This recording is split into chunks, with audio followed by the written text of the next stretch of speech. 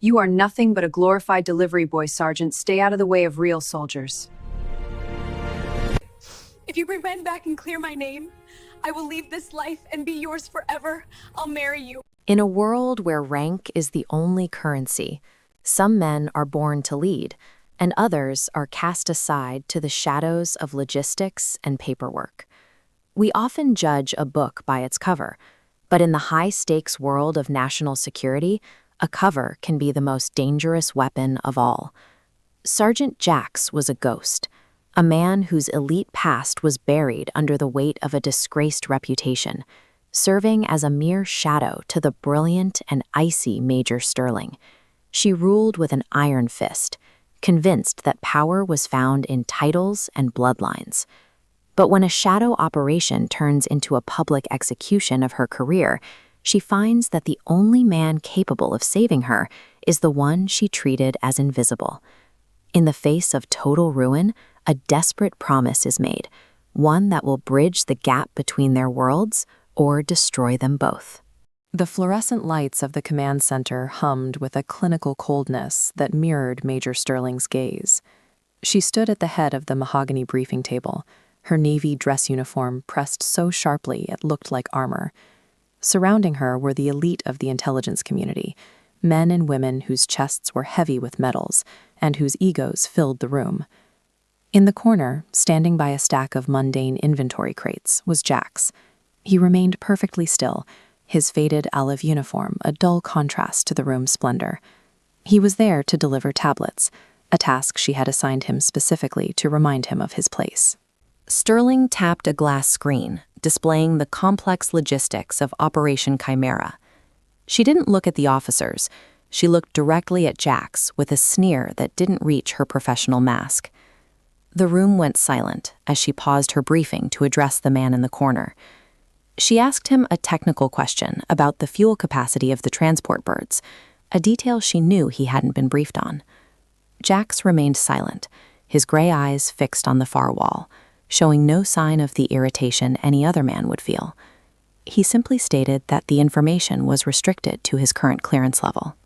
A ripple of condescending laughter spread through the room, like a virus. Sterling stepped toward him, her polished black heels clicking rhythmically against the marble floor, until she was inches from his face. She told him that a man with his record was lucky to even breathe the same air as the heroes in this room. She called him a broken tool, a remnant of a failed era of soldiering that had no place in her digital war. Jax didn't flinch, even as she brushed a speck of dust off his shoulder with a gesture of pure disgust. He simply tightened his jaw, the faint scar on his eyebrow twitching once.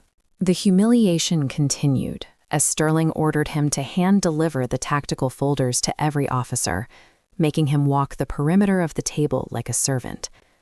One colonel intentionally dropped a pen as Jax passed, waiting for the sergeant to kneel and retrieve it. Jax complied with a grace that felt almost insulting in its lack of protest. He moved with a silent, fluid precision that hinted at a past he was no longer allowed to claim. Her blue eyes narrowing as she tried to understand why his submission felt more like a choice than a defeat. She turned back to the map, dismissing him with a wave of her leather-bound folder. She told the room that Operation Chimera was foolproof because it relied on intellect and strategy, not the brute force of grunts like Jax. The mission was set to launch at midnight, a surgical strike that would cement her promotion to colonel. She mocked his lack of ambition, wondering aloud how a man could be content carrying crates while others shaped history. Jax finished his task and returned to his post, his face a mask of iron discipline. To everyone else, he was a ghost in the machine. Suddenly, a red light began to pulse on the primary console, and the lead technician's face went pale. The encryption keys for the strike team were being rewritten by an outside source, locking the major out of her own system. Sterling's confidence didn't break yet. She barked orders to the tech team, demanding they bypass the secondary firewall. She told them she had built this system herself, and no one could breach it without her authority. Jax watched the screen, his eyes scanning the lines of code with a recognition that no logistics sergeant should possess. He saw the trap before the first alarm even sounded. Sterling's voice rose an octave as the screen turned a deep blood red, displaying a countdown timer. The mole within her elite circle had not just stolen the data, they had turned the remote drones against the recovery team. Her face, usually so composed, began to show the first cracks of genuine terror. She realized that her career, her honor, and the lives of 20 operatives were now hanging by a thread. The elite officers who had been laughing moments ago were now looking at each other in frantic confusion. None of them moved to the consoles. They were theorists, not practitioners of crisis. She turned to her lead security officer, demanding he physically breach the server room to manually reset the link. The officer stuttered, explaining that the server room was now flooded with fire-suppressant halon gas due to the system override. It was a suicide mission to enter without the specific emergency override codes that were currently being scrambled. Sterling felt the room spinning as she looked at the countdown. 45 minutes until the strike team was declared lost. She gripped the edge of the table, her knuckles turning white against the dark wood. The high-status world she had built was crumbling into a heap of digital ash. In the chaos, she found herself looking at Jax again, who hadn't moved from his position by the crates. He wasn't panicked. He was watching the secondary monitor, his hands resting naturally at his sides. She remembered a rumor she had dismissed, that he had once been the only survivor of a black site breach in the desert. She had called it a myth, a story made up to explain why a failure like him was still on the payroll. Now, that myth was the only thing standing between her and a prison cell. The silence between them grew heavy as the sirens wailed. Sterling walked toward him, her pace frantic and uneven compared to her earlier rhythmic stride. She stopped in front of him, her breath coming in short, jagged gasps. She didn't order him this time. She looked at him with a raw, naked plea that the others were too busy to notice. She told him that if the mission failed, she would be stripped of her rank and tried for negligence. Her voice trembled as she admitted that she didn't know how to stop the countdown. Jax finally shifted his gaze from the screen to her eyes, and for the first time, she felt the true weight of his presence. He spoke for the first time without being prompted, his voice a low, gravelly rasp that cut through the noise of the sirens. He told her that the system wasn't being hacked, it was being mirrored from a device inside the room. He pointed to the colonel who had dropped the pen, noting that the man's tablet had been active on a hidden frequency since the briefing began. The colonel froze, his hand moving toward his jacket pocket, but Jax was already moving. With a burst of speed that left the room gasping, Jax closed the distance in 3 strides, his movement a blur of olive green. Before the traitor could draw his weapon, Jax had him pinned against the marble table, a knee in his back and a hand locking his wrist. The elite officers backed away in shock, as the logistics sergeant they had mocked handled the situation with lethal efficiency.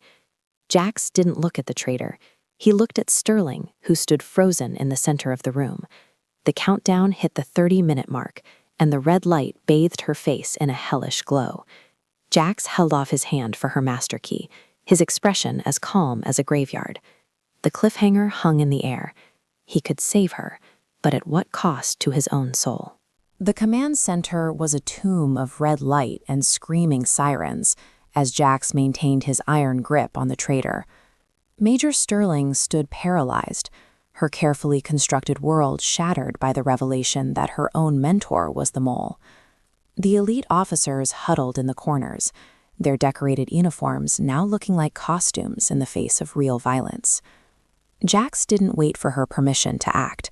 He expertly disarmed the colonel and tossed the encrypted transmitter onto the table. Every second that ticked by was a heartbeat lost for the men trapped in the hot zone. Sterling watched the man she had called a delivery boy, realizing he was the only person in the room not vibrating with fear.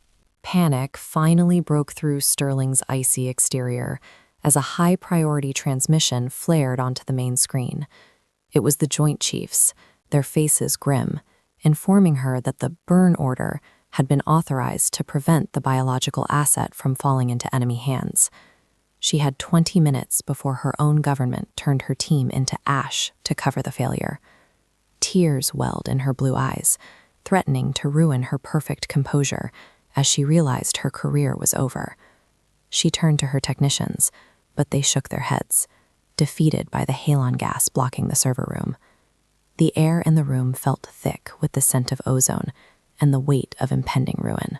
She looked at Jax, who was now calmly checking the seal on a discarded tactical respirator he had pulled from a nearby emergency locker.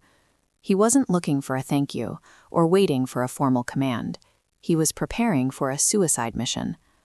Sterling stepped toward him, her hands trembling as she reached out to touch the coarse fabric of his olive utility sleeve.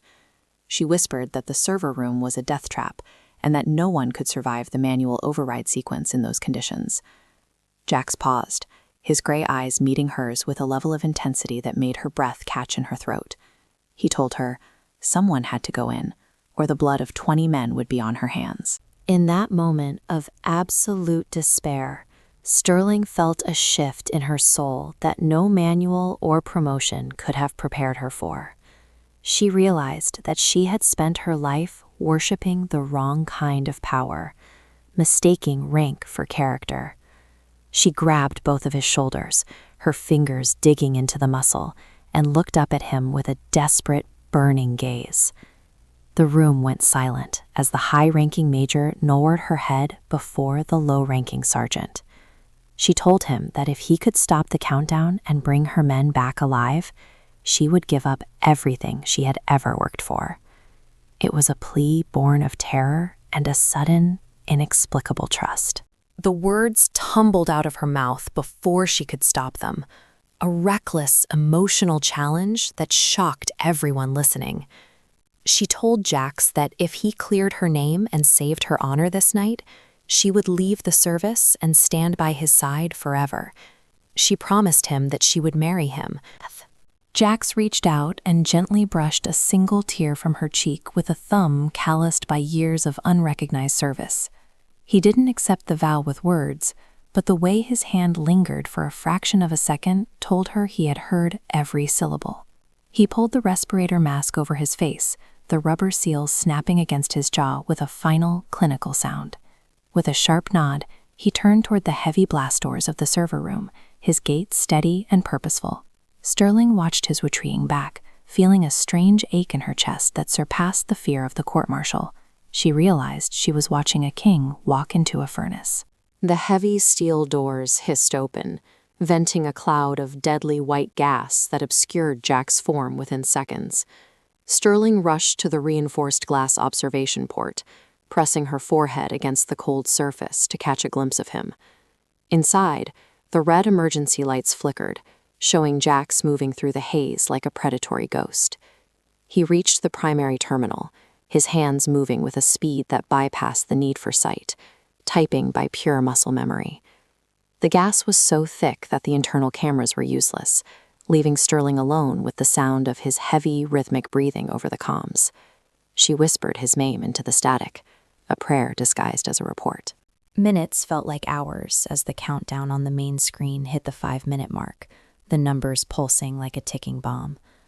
Suddenly, the sound of coughing echoed through the speakers, a harsh, racking noise that told Sterling the respirator was failing under the pressure. She screamed for him to come out, telling him the mission wasn't worth his life, but Jax didn't stop. Through the glass, she saw him collapse to one knee, his hand fumbling for the manual override lever located at the base of the server. He was dying in the dark to save a woman who had spent months treating him like dirt. The irony of his sacrifice felt like a physical weight on her heart. With a final, guttural roar of effort, Jax threw his entire body weight against the rusted manual lever, forcing it to click into place. Instantly, the red lights in the command center turned a steady, calming green, and the countdown froze at exactly 12 seconds. The fire suppressant system began to vent the gas outward, and the server fans roared back to life, signifying the reboot was successful. Sterling fell to her knees in relief, her face buried in her hands, as the technicians began shouting that the strike team's link was restored. He had done it. He had performed a miracle in a room full of experts who had given up. She didn't wait for the air to clear before she threw the manual release on the blast doors, rushing into the dissipating mist. She found Jack slumped against the server rack, his mask discarded, his face pale, and his lungs gasping for the returning oxygen. She didn't care about the cameras or the eyes of her subordinates as she pulled his head into her lap. He looked up at her, a faint, tired smile touching his lips as he saw that she was safe. The silence between them was heavy with the weight of the promise she had made, a vow that now felt more like a lifeline than a burden. The elite officers entered the room slowly, their faces masks of shame as they looked at the sergeant who had outclassed them all. The general on the screen demanded a status report, but Sterling ignored the highest authority in the land to focus on the man in her arms. She told Jax to stay still, her voice soft and thick with an emotion she had never permitted herself to feel. One of the colonels tried to step forward to take credit for the coordination, but Sterling silenced him with a look of pure, lethal ice. She made it clear that from this moment on, the hierarchy of this room had been permanently rewritten. As the medics arrived to carry Jax to the infirmary, he reached out and caught Sterling's hand, his grip surprisingly strong despite his exhaustion. He looked her in the eye and asked her if she meant what she said about leaving her world behind for a man with no rank. The room held its breath as the Ice Queen of Intelligence leaned down and pressed her forehead against his, a gesture of total submission. She told him that she had never been more certain of anything in her life, and that her honor was now tied to his. The man everyone had underestimated had not just saved the mission, he had captured the heart of the woman who thought she was untouchable. The morning sun broke over the military installation with a clarity that felt foreign after the night's chaos. Inside the high-security infirmary, the atmosphere was thick with tension as high-ranking officials paced the hallways. Jax lay in the center bed, his chest rising and falling in a steady rhythm, seemingly indifferent to the storm of controversy swirling outside. Major Sterling sat by his side, her pristine Métis uniform now wrinkled and stained with the soot of the server room. She had refused to leave his side, even when the Pentagon demanded a personal debriefing on the night's events. The hospital staff whispered in shock at the sight of the elite officer holding the hand of a sidelined logistics sergeant. The doors swung open as a group of 4-star generals marched in, their faces grim and their presence demanding immediate subservience. They were followed by the Civilian Oversight Committee, looking for someone to blame for the near disaster of Operation Chimera. The lead general looked at Sterling and ordered her to stand and account for the breach and the unconventional intervention of a low-ranking NCO. He spoke of Jax as if he were a piece of malfunctioning equipment, questioning how a delivery boy had access to Tier 1 override protocols. Sterling didn't flinch, nor did she stand. She simply tightened her grip on Jack's hand. She looked the general in the eye and told him that the man they were insulting was the only reason they weren't all in handcuffs. Jax chose that moment to sit up, his movements slow but possessing a terrifying, coiled energy that silenced the room. He didn't look like a disgraced sergeant anymore. He looked like a predator who had allowed himself to be caged for far too long. He reached into the small bedside locker and pulled out an encrypted drive he had retrieved from the server room during the chaos. He tossed it onto the general's lap and told them that the drive contained the true records of every operative in the room. Jax revealed that his disgraced status was actually a deep cover assignment designed to root out the very mole he had captured. The room went cold as the elite realized the man they had mocked was actually their superior in the shadow world. The general's hands trembled as he realized the tactical brilliance of the man standing before him in a simple hospital gown. Jax explained that he had accepted the humiliation and the menial tasks to observe the unit's vulnerabilities without being seen as a threat. He turned his gaze to Sterling, his expression softening for the first time since the ordeal began. He told her that he had planned to disappear once the mole was caught, returning to the anonymity of the Black Ops world. But her reckless promise in the bunker had changed everything, forcing him to choose between his duty to the shadows and a life with her. Sterling's heart hammered against her ribs as she realized the depth of the sacrifice he had been making all along. One of the younger captains, still clinging to his arrogance, laughed and said that a marriage between a major and a ghost was a career suicide for both. He reminded Sterling that her family's political legacy depended on her maintaining her status within the elite social circles of the capital. Sterling stood up then, her height and authority returning with a ferocity that made the captain step back in alarm. She reached up and unpinned Besumver oak leaves from her shoulders, the very symbols of the power she had worshipped only yesterday. She placed the insignia on the bedside table and told the room that she was resigning her commission, effective immediately. A heavy silence filled the ward as the Ice Queen officially melted her own throne.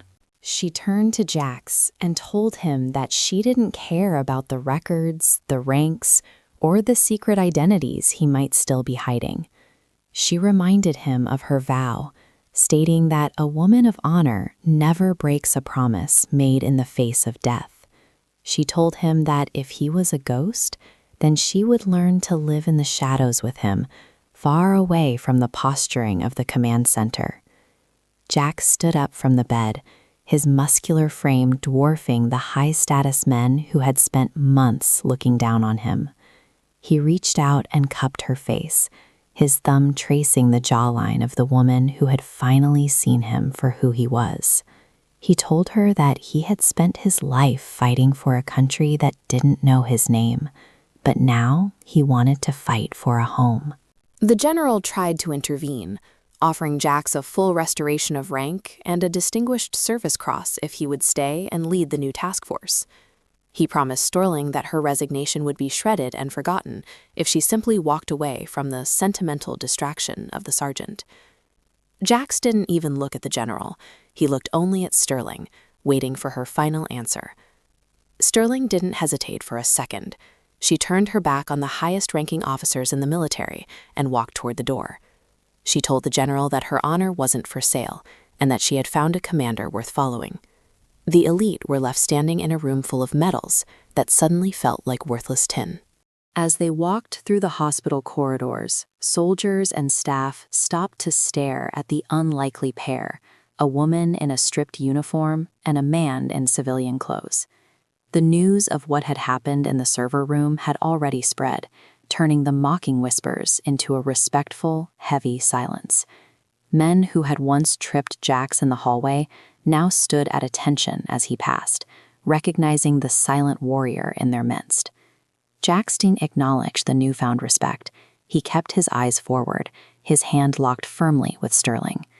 They reached the exit, where the bright light of a new day waited to swallow them both into a life of their own making. Outside the gates, the black SUVs of the intelligence community were waiting, but Jax ignored them and walked toward a simple, rugged motorcycle parked in the distance. He helped Sterling onto the back, the wind catching her blonde hair as she discarded her regulation hair tie, letting it fall free for the first time in years. She wrapped her arms around his waist, pressing her cheek against the rough fabric of his jacket, feeling the steady heartbeat of the man she had once despised. The roar of the engine drowned out the sirens and the shouting of the officials, who were still trying to categorize their love.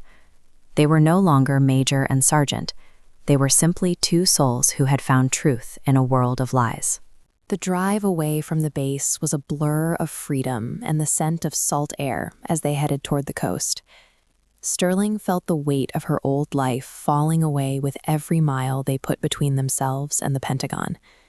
She realized that the desperate situation she thought was her ruin had actually been her liberation from a cold and lonely tower.